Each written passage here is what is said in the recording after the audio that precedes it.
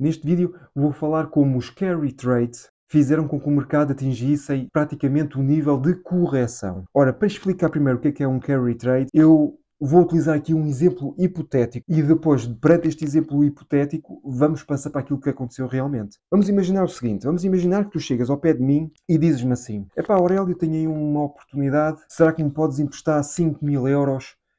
Epá, eu pago-te 1% de juro e devolvo-te o dinheiro daqui a um ano. Como nós temos uma boa confiança e eu sei perfeitamente que vais cumprir com a tua palavra, eu empresto-te os 5.000 euros. Ora, tu pegas nesses 5.000 euros, que me estás a pagar 1% ao ano, e vais colocar nos certificados de aforro, onde o qual, no mínimo, neste momento, recebes 2,5%. Ou seja, tu tens aqui uma margem da taxa de juros, do diferencial de taxa de juros, de 1,5%. E isso vai ser o teu lucro. Nada mal.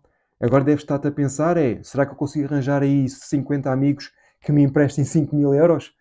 E faço já isto? Agora, vamos transformar isto para aquilo que realmente aconteceu na realidade. O carry trade, e estou a falar aqui com um termo em inglês porque este termo não há em português, portanto eu vou utilizar o termo em inglês.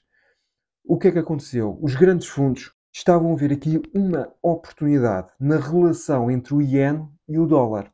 Isto porque o iene, a taxa de juro, andava a níveis de zero e a taxa de juros dos Estados Unidos, como nós bem sabemos, desde o ano passado tem estado a subir e atingiu os níveis de 5%. Então, o que estes fundos estavam a fazer, e ainda estão, é pedir emprestado dinheiro em iene, na moeda de iene, passá-la para dólar e depois, claro, investir em Treasury Bills, onde vou ganhar 4 a 5% ao ano e, portanto, tinham aqui uma máquina de fazer dinheiro. Ora, o que acontece é que estes engenheiros financeiros viram que o mercado de ações estava muito apetecível, estava com um momento muito positivo, que era continuamente a subir.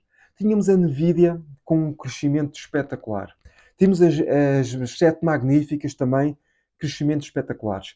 O SP500 com crescimento muito acima daquilo que é a média. Portanto, por que não, em vez de meter em Treasury Bills, no qual vamos ganhar 4, 5%, por que não meter mesmo aqui no mercado de ações, que é sempre a subir, e ganharmos 10%? Ora, a questão é que eles fizeram exatamente isso. Depois, no dia 31 de julho, o Banco do Japão veio informar que, para controle de inflação e de política monetária do país, decidiu que vai aumentar as taxas de juros para 0,25%. Eles já tinham feito um aumento da taxa de juros para 0,1% em março deste ano, de 2024, e agora iriam subir para 0,25%. Numa altura que também estavam a sair dados económicos relativos aos Estados Unidos, em que já se começa a apontar para uma possível recessão. Ora, se nós, por um lado, temos um iene que vai aumentar a taxa de juro, por outro lado, temos um dólar que provavelmente vai descer a taxa de juro, ora, aqui a taxa de câmbio começa a ficar desfavorável. E basta só olhar aqui para o gráfico e nós percebemos logo perfeitamente que de 31 até ao dia 2, a relação entre dólares e o iene ficou altamente favorável para o iene. Portanto, o dólar desceu relativamente ao iene.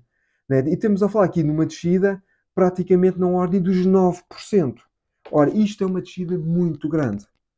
E isto fez com que essas casas de investimento, para não entrarem em incumprimento perante as suas responsabilidades, começaram a vender as ações. E ao vender as ações, bom, todos nós sabemos o que é que aconteceu. Não é? O SP500 caiu, as 7 magníficas caíram, a Nvidia também caiu, o SP500 praticamente desceu mais de 5%. Ora, e nós bem sabemos qual é a reação humana perante isto.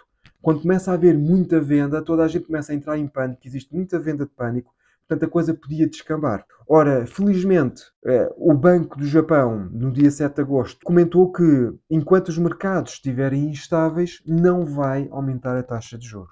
O que deu aqui um certo alívio e não houve, e não passamos da situação de correção do mercado. E mais uma vez, nós entramos aqui numa situação em que, a nível fundamental, as empresas têm estado a corresponder mais ou menos bem, apesar de eu achar que o mercado está caro na sua globalidade, e está, na minha opinião está, na tua pode não estar, cada um tem a sua própria opinião, mas na minha opinião o mercado está caro.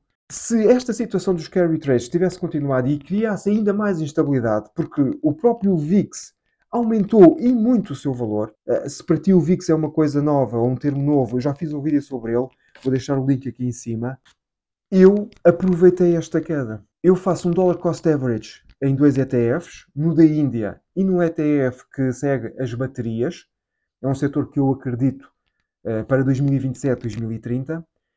E consegui comprar unidades de participação neste ETF das baterias a um preço que eu nunca tinha comprado antes. Porquê? Porque eu estou a ver isto numa perspectiva de longo prazo. Eu acho que este setor das baterias vai crescer em 2027, 2030, irá valer mais do que aquilo que vale hoje. Isto, atenção, não é uma recomendação de compra ou de venda, é uma opinião minha pessoal e é uma coisa que eu estou a fazer com o meu dinheiro. Portanto, não sigas uma coisa só porque um tipo qualquer do YouTube também está a fazer. Não faças isso. Está bem? Podes analisar quais foram as razões que me levaram a tomar esta decisão de investimento neste setor e depois, então, mediante a tua análise, tu vês se vale a pena ou não. A tua análise, não a minha. Tá bom? Portanto, isto são tipo de situações normais. Os carry trades é uma operação normal. Antigamente era muito só utilizado pelas grandes casas de investimento, mas como qualquer um de nós consegue investir neste momento em Forex e consegue fazer múltiplas operações com as corretoras online, até mesmo os pequenos investidores já conseguem fazer algumas brincadeiras. Portanto, aqui o meu aviso à navegação é tenham muito cuidado e vejam, antes de fazer qualquer tipo de operação, vejam bem quais são as consequências negativas que essa operação poderá vir a ter. Voltando aqui ao exemplo hipotético que eu falei e com que eu comecei o vídeo, imagina o seguinte caso, imagina que realmente eu tinha-te emprestado os 5.000 euros e tu vais pôr num instrumento financeiro que de um momento para o outro não cumpre com aquilo que era a tua perspectiva. E tu já estás a perder dinheiro relativamente a mim. E depois podes não cumprir com a tua obrigação de me devolver os 5.000 euros mais 1% de juro. Portanto, o Sr. Charlie Munger aqui deu um conselho fantástico, que é pensar sempre o pensamento contrário. O que é que pode correr mal neste investimento? E ver que até que ponto é que isso é plausível ou não. Seja em que investimento for, seja ele se for numa ação que tu consideres super segura, numa ação de crescimento, seja lá aquilo que ele for, criptomoedas, pensa sempre antes de investir naquilo que pode correr mal. E ver se esse risco compensa o investimento. Tá bom? E com isto eu despeço-me então com um forte abraço e bons investimentos.